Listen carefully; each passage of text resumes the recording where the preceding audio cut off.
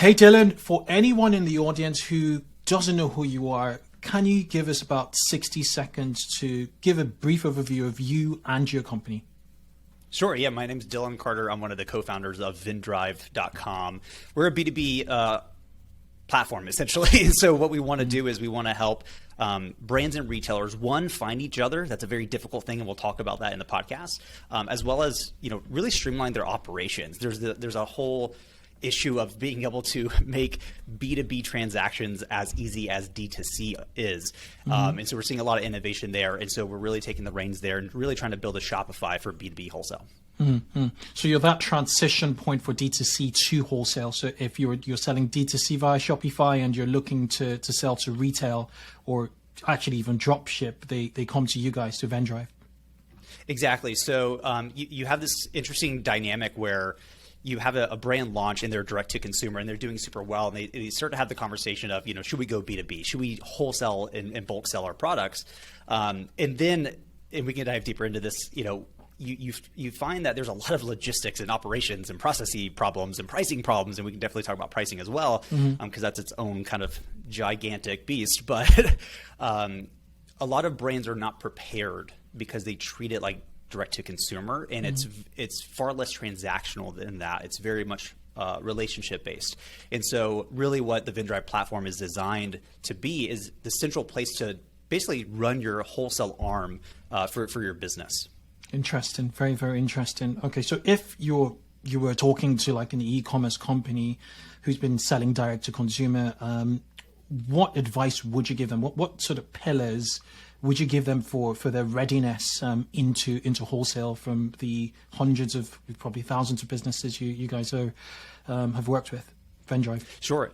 Yeah, so there's three major things that stand out immediately. One, pricing. A lot of brands get this wrong, and it's understandable because there's so many different ways to approach pricing, and we can deep dive into that as well.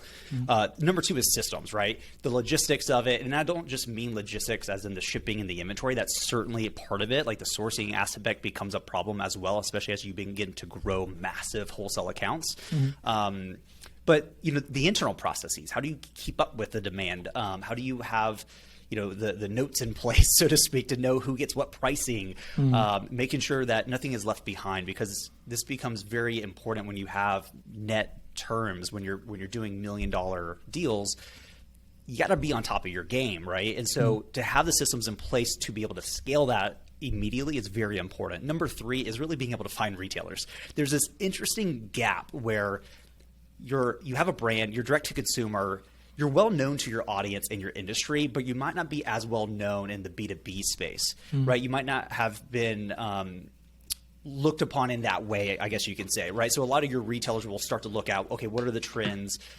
What brands am I seeing in other locations that we should start having conversations about? But you're not quite there yet. And so you need a method to go find these retailers, to start these conversations and to build these relationships. The difficult part there is a lot of your retailers, especially your more independent ones, don't have websites, right? So it's very difficult to know how do you find them? And we can deep dive into all three of these, of course, because there's a lot to uncover here, and we're actually not even going to have the time to cover everything involved, but I'll try to hit the major things there. But yeah, so that's the top three things. So your pricing strategy, your systems, how you're going to operate the actual arm of the business, and then how are you actually growing the sales themselves, right? How are you finding retailers to work with? Interesting. Pricing systems and finding retailers. Does Vendrive cut across all three pillars? We do, exactly. So what we want to do, so on the pricing side, we're not necessarily prescribing how to do it, but we are making it easier in the sense of, as you start to grow, you're gonna have to negotiate with larger retailers. They're gonna get different pricing than a run-of-the-mill retailer, an independent retailer would, just based on the sheer volume that they're commanding and demanding. And so yes, you can have volume-based pricing, and that's fantastic. But a lot of times they're going to come in and say, "Hey, we're a regional brand. We're a regional retailer. We're going to have you in 13 stores. We need a different rate." And one of the things you want to be able to do is reduce the friction for a retailer placing an order with you, whether they're small or large. It really doesn't matter because it's the same effort, in my opinion. And so your retailers really should see pricing specific to them. So a lot of the brands we've talked to, when we start to dive deeper into how they operate the pricing side, we end up finding that a lot of times it's just written down on a sticky note somewhere or in some file. And so the problem there is the scalability of that, right? What if the person who remembers that note is there is out sick that day and a order comes through and it looks like a normal order, right? Because they're just saying, I want 500 units at $12 a piece. And they just know that you're going to send them back an invoice with the discount applied, but you don't do that because you didn't know. That becomes a problem, right? Now you're potentially risking the relationship itself. And so although it's a potentially minor thing, the impact is major. So, we're designing it so that each retailer only sees pricing specific to them. So there is no confusion. There is no, I need to remember, or, hey, Dave said this or Sarah said that. It's good to go. And once you can have less of that back and forth, it makes it easier, again, reducing the friction for a retailer to place an order. And that's kind of for us a big pillar, right? We want to make the B2B transaction as easy as a direct-to-consumer transaction. Why? It reduces the workload for both parties to free up the time to go deeper into the relationship itself. And that's very important. Yeah. The money aside, let's dig into the relationship, and I guess this is another way of like personalized pricing at a B2B level, given the fact that you have different pricing strategies for different deals you may have brokered in the past. Okay, that's a very, very interesting insight into pricing. Let's jump into systems. Selling D2C through wholesale. Selling D2C and wholesale are two different things. What do you see most brands doing when it comes to systems for wholesale? What works and what doesn't? Yeah, so there's a few pitfalls that we tend to see and we've heard of as well in having one-on-one conversations with a bunch of brands. One is, they get that first massive wholesale order and they're super excited, and then they realize they can't fulfill it. It's impossible. I mean, you got to consider the difference in the average sell-through rate for your direct-to-consumer inventory versus a wholesale-based inventory. And I'm not saying here that you should have them necessarily split into two different inventories, although that's an option. Some people decide to keep them just put together. If you're using a third-party logistics company to fulfill, a lot can do wholesale orders as well, but the packaging can be different if you're doing case packs, things of that nature. So that becomes an exciting problem to have, but it could be detrimental again to the relationship, because if you get this order and you're super excited, but you can't actually fulfill it, you now have to go back and renegotiate that order, potentially split it into multiple purchase orders or invoices. Additionally is the cash flow problem, right? So your smaller retailers really won't need net terms, but your larger ones will. It comes with the scalability of it, right? So if you don't have the cash flow buffer to sustain that, again, it's a potential problem. We talked with one brand. They were doing super well with wholesale, mainly smaller retailers, but then a very large grocery chain regionally came in, placed a huge order, and they're like, we need net 30. And she's like, wow, that's a lot for me to come up with. One, I have to go, buy more inventory, right? So I got to go back to my suppliers, purchase more, which I got to come out of pocket for that, where I'm not getting net 30 or net 60 myself to offset that, get that in, ship it over, hold the cash flow myself. I mean, as a smaller business attempting to grow your operations, these are things you really need to be aware of. And so if you get to a point where you're really wanting to not just experiment with B2B wholesale, but really start to grow it, you need to think through what are the potential pitfalls that you could avoid by having enough buffer. Enough buffer meaning cash flow, meaning your actual inventory levels. And this doesn't mean jack up your inventory levels, right? It might be, hey, let's increase it by 10, 20, 30% with each restock with our suppliers. That way, if we do have a bump, it's not as detrimental, and it's not going to basically cause me to have to decide, do I just not allow direct to consumers to purchase for a week to go the wholesale route, or right? It's just not a win-win problem. That's the issue. It's just a lose-lose. But you can set up your operation so that that's not a problem. And so this brings up a lot of decisions that need to be made early on, as early as possible, right? So we kind of highlighted pricing a bit, but there's a little bit more here, right? How do you decide what wholesale pricing to go with? The typical benchmark for margin is 40 to 60%. So there's a decent range there, right? But here's the thing. If when you're working on your retail-based pricing, you have your cost of goods sold from your supplier. You know what's going to cost you to manufacture this. And a lot of newer brands will say, hey, this is great. I'm going to do 2.5 times, 3 times my COGS for my retail price, and we're good here. Maybe, maybe not. It really depends. So each industry can have a different benchmark for their margin. Luxury, as an example, has a much higher expectation for margin going from brand to retailer. Of course, you have discounted products and brands and retailers as well. That becomes its own problem where if your COGS are too high, but you're kind of wanting to be a cheaper option, you don't have enough margin yourself to potentially offer wholesale, right? So you got to think through your pricing strategy more holistically. It's not just what do I sell it for and then slash that in half. That doesn't necessarily work. It's a little too simplistic, right? But it's good to know that when you're thinking through your margins as the brand selling directly to consumer, as well as the margins you're going to be able to offer your wholesale buyers to their retail buyers, you need to think through all the inputs here, right? You have your cost of goods sold. Yeah. Potentially, it might not be profitable at your current production rate, but if you're able to increase the volume of production, you might be able to lower your cost of goods sold to be able to make it profitable and make it work. And if hey, I'm doing a lot here on the sourcing side, and by sourcing, I mean finding retailers to work with, which we'll dive in deeper here shortly. You can pretty much forecast that I can go ahead and bump up my inventory levels here and potentially get my costs down. Or it might mean a difficult decision in finding a new supplier that can produce at a much lower price point.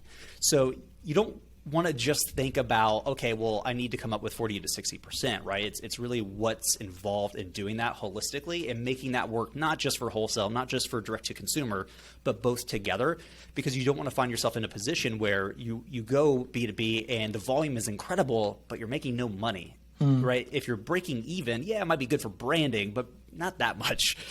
So we really want to think more deeply about this, right? You have volume-based pricing. You want enough buffer so that if a large regional, national brand retailer comes in and says, hey, we want to negotiate, we can do much larger orders. If you're at the 40% benchmark, that's on the lower end, right? So if you go down to 35, it might not really make sense anymore. And so you need to build more buffers. Again, I'm going to come back to buffers here, but it's buffers of cash flow, buffers of inventory levels, buffers in your margins, so that when you do get hit with a hardcore negotiation, you're prepared for that because you baked it into a few of your pricing assumptions. You also need to think to minimum order size, right? A wholesale order, in my opinion, is not 25 units. It's like 500 plus. And so there's a lot of brands we've talked with where they have not set this, and then they end up having quote unquote B2B orders come through, and they're not really wholesale orders. They're really just bulk retail orders, that somebody decided, hey, I want 25 of these instead of just the one, and they get a discount. Yeah, Dillon, it's a fine balance of cash flow, inventory, and finance, essentially, and also just knowing your COGS at the top level and understanding what buffer points you can sort of accommodate for much larger orders. And also supplier relationships, So again, it just sounds to me like the systems tie very, very, very well with your pricing, and then all of that, all of the payment systems, your order placements and your inventory, sit into the systems to really strengthen it from that perspective. Now, the third aspect you mentioned is finding retailers. You talked about it being the hardest part. It's difficult to find retailers, whether they're small ones, which you alluded to, given the fact that they may not even have websites. How would you sort out this pillar in really mastering wholesale? Yeah, so there's an interesting power dynamic that we've noticed. So if you are a small brand trying to get in with a large retailer, it's very difficult. And unfortunately, a lot of your larger retailers still operate in what I'm going to call an old school method, which is very much, let's jump into a conference room, pitch us, right? And I think a lot of this is starting to go away, right? We're starting, especially with COVID, this has changed the game fundamentally for a lot of brands and how they operate. But you have certain industries where pets is a good example. Pets is an interesting industry where a lot of your retailers go through specific distributors, large distributors. So if you're in pets, you need to factor that in because you're not now having a wholesale price, you're having a distributor price, which has to be much lower, right? Because now you have a middleman between you and that retailer. So as that dynamic shifts, you have a little bit more control, right? So if you're a slightly larger brand talking with a smaller retailer, you have more control, right? You have the power because they really need your products, and if it's good quality products and great brand, they're going to be able to work with you a little bit more. So you have a little bit more negotiating power, and this is the hard part that we alluded to earlier with net terms and the cash flow problems. If you're talking with a large retailer, listen, they have a lot of options, and if you're at the forefront of those options and they hit you with a line item, a variable that you kind of didn't foresee, it's less likely that they're willing to pull that back because their systems, their processes are very streamlined, and they go, hey, you either fit into this or you don't. And so you need to think through when you're getting started. I think it's very easy to say, I'm going to go get into Walgreens, and that's awesome. That's a fantastic long-term goal. I think it makes a little bit more sense to look at, okay, where's the easier entry points that's going to be higher volume in terms of the number of retailers I'm working with. This tends to be your more independent boutique retailers.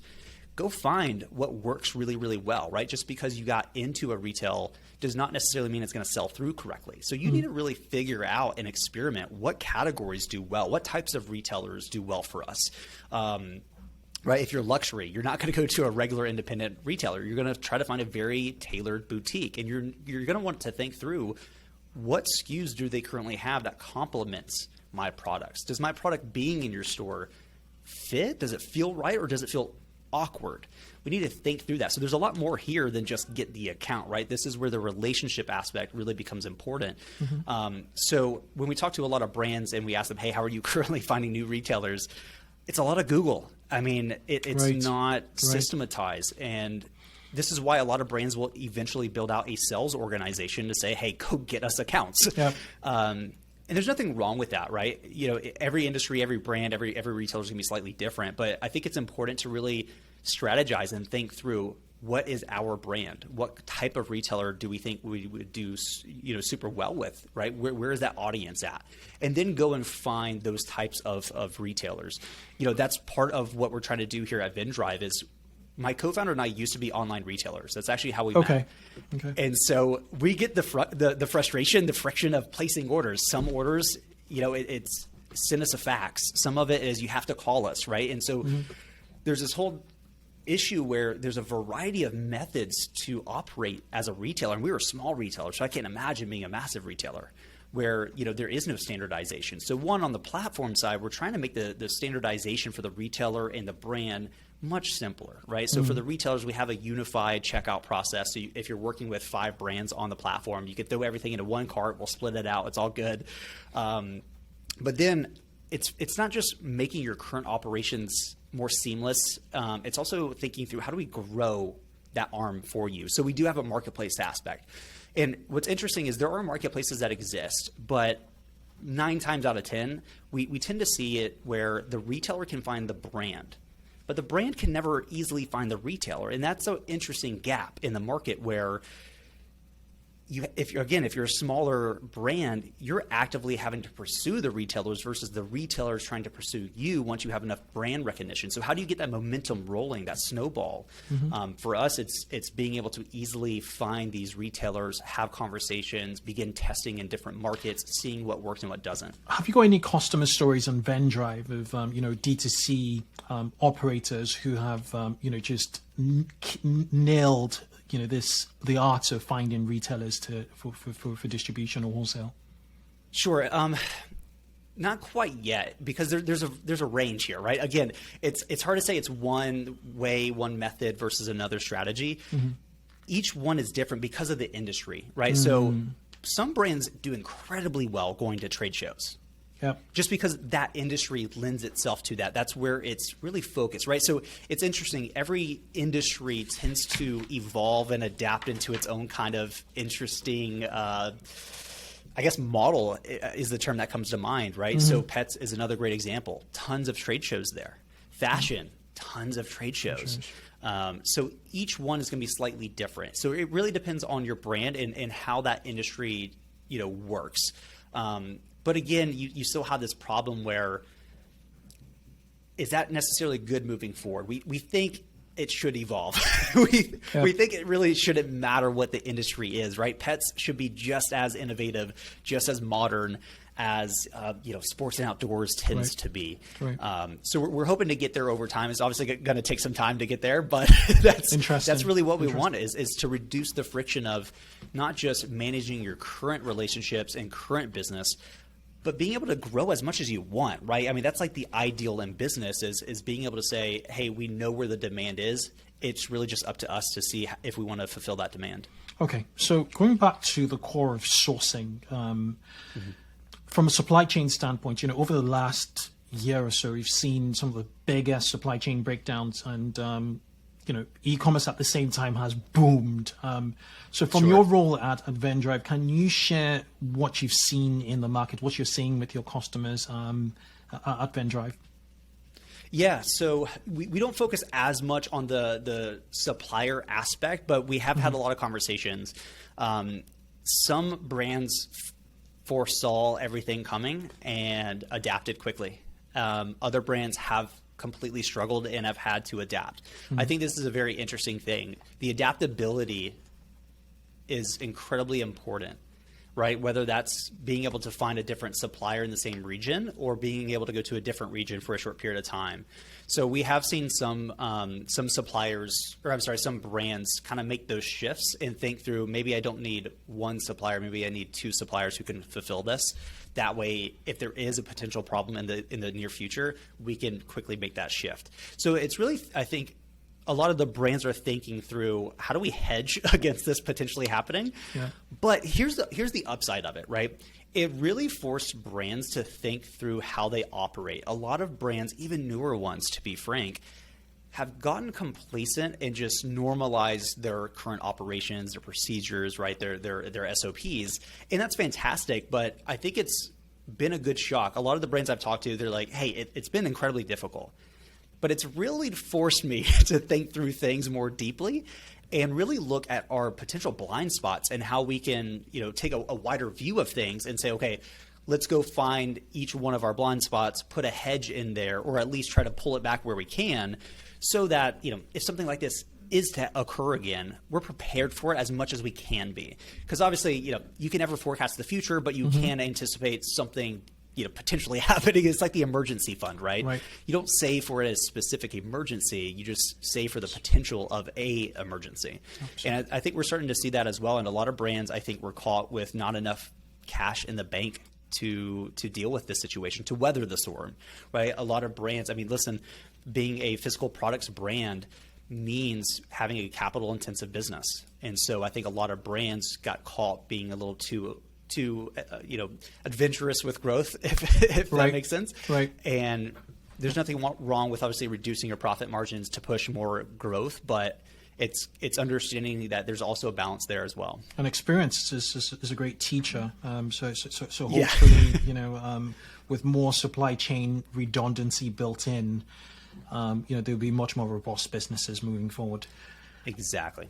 Right. So e-commerce business, or shall I say business in general, is really about margins. You spend less and you sell more. What approaches do you take to increase efficiency? For example, utilize digital tools to capitalize trends or manage risk. I'd just like to shed some light, some of your best in class customers there and your experience as an online retailer prior. Yeah, sure. Yeah, I mean, I'm the operations dork. I mean, I think businesses should be as lean as possible, right? It's like make something as simple as possible, but no simpler. The brands that we talk to that seem to just have it figured out, right? They're just calm and like pure chaos in the world. They're just calm. Everything's doing well. They have things down perfectly. I mean, the way they operate, they can tell you exactly how they find retailers. They can tell you exactly how, where my price points break. They can tell you exactly that retailer has this thing, right? Like, they're really on top of it, and they're not treating B2B as a secondary thing. They're understanding that direct to consumer is fantastic, but B2B is kind of right there next to it, right? Because both have amazing opportunities. Some brands that start doing direct to consumer eventually may go only wholesale and go only B2B. That's definitely an option. We see that from time to time. But, I think it's very easy to start adding headcount too soon, right? I think a lot of people, a lot of business owners say, hey, there's a lot here, just hire somebody. The issue with that is that you're not really thinking through the process itself, right? And I think that should come first, right? It's like trying to find efficiency before effectiveness. You become efficiently ineffective, right? So we really want to think through, okay, like, not just go hire somebody to get retailers for us. How? Think through that, right? And sometimes as a business owner, you're like, I have no idea. I've never done it. Like, that's part of being a business owner, right? Like, most of my day is just trying to solve problems I've never even heard of before. But thinking it through first, using first principles, backing things out, making them simple, and then I think looking for a tool before you look for a person, I think can free up a lot of capital, right? I mean, listen, hiring people is not necessarily cheap, and there's nothing wrong with it. We have a team, they're right here behind me, and it's fantastic. But what we want to be is a lean team. We don't want to say, hey, we're going to hire somebody to take on pure chaos and just leave it as pure chaos. We want to say, let's hire somebody to take on a role, to take on a process that is so clearly defined that it's set up for success, that the employee, the team member that comes on board is just ready to go and is going to crush it no matter what. So yeah, a lot of it comes down to getting clarity, right? It's taking the pure chaos. I mean, a lot of the brands we talk to, when we start saying, hey, how do you do this? How do you do that? And it's like, I kind of just figure it out in real time. I'm like, but you do it every other day, right? There should be a process here. And so the brands that are able to scale efficiently, effectively, understand that. And they have things written down. I mean, there are countless brands that are 2-3 people and they do big numbers. It's incredible. And I think that's the future, right? I think we used to have this assumption that to be a big company, you have to have a lot of people. And it's not necessarily the case, right? Yeah, like, absolutely. Yes, right? So, I mean, it's always thinking through what's the leanest way to do this, what's the most effective and then the most efficient way to do this. Yep. And that comes down to every aspect of your business, right? I fundamentally believe that every business is a collection of systems, right? So if you look at the 3 pillars we talked about, pricing, that can be a system for you in terms of how you know when to apply a certain price break versus not, right? The actual systems, which is, kind of meta now, but how you find retailers. If you understand that if we do 4 hours of this type of task, we can yield 1 new retail that matches our amazing criteria. Great. Now go spend 8 and you should get 2. Right. And so when we can think about it from that way, a lot of the chaos, a lot of the anxiety tends to go away. And then it's really just the math of it, right? It's really just what numbers do we want to do, reverse engineer that back to what we need to get done today and move forward. Yeah, really love your point on efficiency and effectiveness. It's really down to systems, automation, and then potentially you plug people in, after you've sorted that out. So based on what you've seen in 2020, I actually asked somebody earlier today this question. So based on what you've seen in 2020 and 2021, what should small businesses and B2B buyers be thinking about going forward in 2022? Yeah, competition comes to mind. There's a lot of brands and companies created at the peak of COVID, and they were forced to create a business with a lot of limitations. Those limitations, in my opinion, became their strong suits, right? So smaller businesses, yes, you're still going to have an uphill battle, but you need to understand the changing environment, right? So there's a lot of innovation coming into the B2B space, and that's amazing. I've been wanting this for like 10 plus years and it's finally occurring, and we get to partake in it, which is fantastic. So I think it's understanding that there's a segment of B2B that is going to operate old school, and you're going to have to just deal with that to a certain degree for a period of time. But number 2, there's the other inverse segment that is really cutting edge, that is really thinking about things differently. And you need to make a bet for the long term while also being aware of current reality, right? So That means understanding what platforms to be a part of. That means understanding how you structure certain things, right?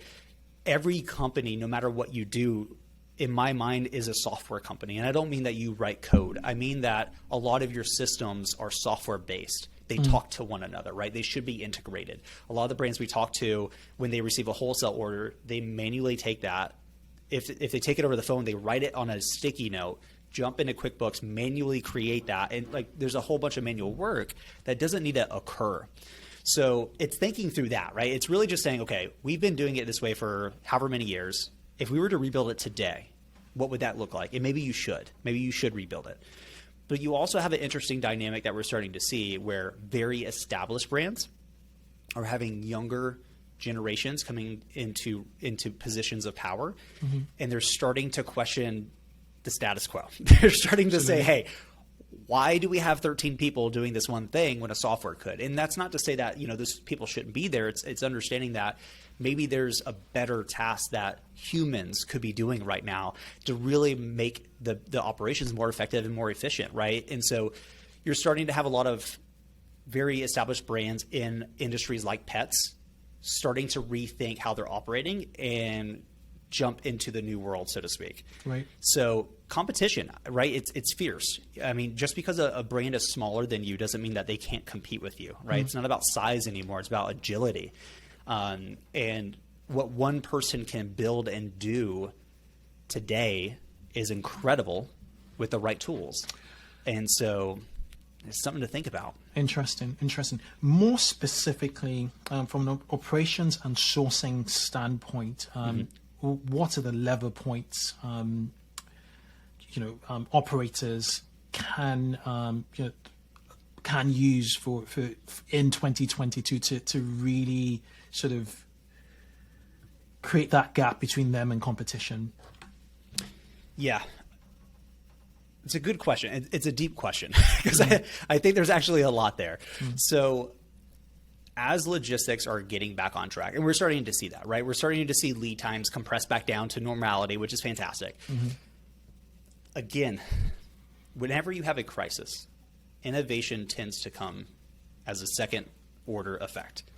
I think, we'll start to see more types of shipping and logistics come into play. I think we'll start seeing new companies saying, hey, this broke and we don't think it was just because of COVID. We think it was a underlying assumption, and we're going to, craft an innovative solution and come in and completely change the game.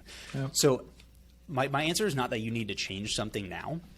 You might, right? But it depends on your unique situation and all that stuff, right? Where are you sourcing from, right, internationally? But looking at the landscape of innovation and looking what right now might be cutting edge, but in the next 2 to 3 years might be considered a best practice.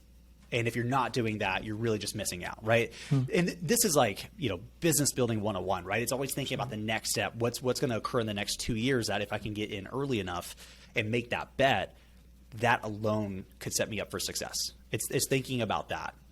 That's to me is very, very important. But, we're also starting to see your logistics becoming a little bit more transparent in the sense of a lot of the brands we've been talking to are not wanting to create their own warehousing, or they're wanting to get rid of their internal warehousing and go to a 3PL, right? Yeah. And why is that? Well, a lot of your larger 3PLs, it costs more money, but they tend to be more integrated into other systems, right? True. If you want to be super lean and you're like, hey, why do we need a team of 10 people doing this with, and we're going to hire somebody to build out that process as well, that system to tie into everything else, a custom integration, if you will. If you're not terribly large where that's a legacy system, it might be worth you considering and looking at an actual 3PL because they're already built for the scale, right? So if you're like, hey, I really want to 3X, 4X, 5X our sell-through rate with B2B wholesale with direct-to-consumer, you might be able to transition over to a 3PL that can immediately upscale with you and be able to run the forecast out for the cost and say, hey, it's going to cost us more, but it's also going to enable us to be able to grow more quickly and not hit these problems. Exactly. And you make up for the margin loss. Okay. Exactly. Yeah, your head's right there. And so, a lot of your 3PLs will have decent relationships from my experience with good, facilities and manufacturers. Right. So if you're like, hey, we need a larger manufacturer internationally, they might be able to make that that introduction. Yeah.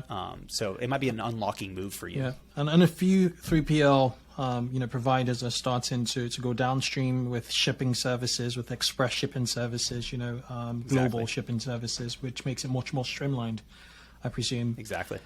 Okay, a left field, question here. So if you could go back in time and speak to your younger self who is getting into wholesale, what advice would you give your younger self? Oh man, that's a good one. I honestly, in hindsight, I would have said, start working on Vendrive now, because it's one of those things where, I, as a very small retailer, I dealt with a lot of these inefficiencies and all these problems. I mean, it was the amount of wasted time, even just for me, was tremendous. And I was in school full time, in college full time. So the amount of inefficiency that exists in the world across the board is incredible. And, everybody's on their own journey. So, we started a company and did all these things before we got here. But yeah, honestly, I think it would have been fantastic to have started this much earlier. I think, exactly at that point might have been a little too early for people, but I think I would have started taking these problems more seriously and really taking ownership of them like we are now as a company. Right now we're saying, hey, we've talked with 300 plus brands. We understand the problems and the fears, the anxieties, the issues, right? And we believe we have those solutions and can find more, as we iterate and improve the product. But it would have been awesome back in the day to think through that lens and be like, hey, okay, let me talk more with the brands that I have relationships with, because a lot of my experience is, really from the retailer side, not the brand side, right? So we had a lot to learn, and that's what we've been spending the last, handful of years doing, is really just deep diving and figuring it out and saying, hey, this was super painful for us. What about you guys? And they're like, yeah, if you think it's painful for you, you have no idea. Interesting. My takeaway is systematize your wholesaling as early as possible. Your pricing, your inventory, the way you handle payments, finding retailers, just systematize it, from the get-go as quickly as possible. Dillon, it's been fantastic, having you on the podcast. Where can we find out more about you and Vendrive online? Sure. Yeah. So if you're a brand wanting to go, get started with B2B wholesale, or if you're an established brand and you already have relationships and you've been doing B2B for a handful of years and you want to streamline, definitely come check us out at Vendrive.com. We don't cost money to jump in. We don't charge commission.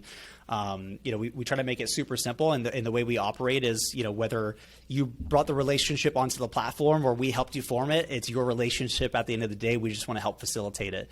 So yeah, come check us out there. We'll be spinning up a lot more content and hopefully launching a new podcast at some point. So we'll be geeking out on the B2B side here shortly. We love to follow you. And thank you for joining on the Alibaba.com Source and Insight podcast.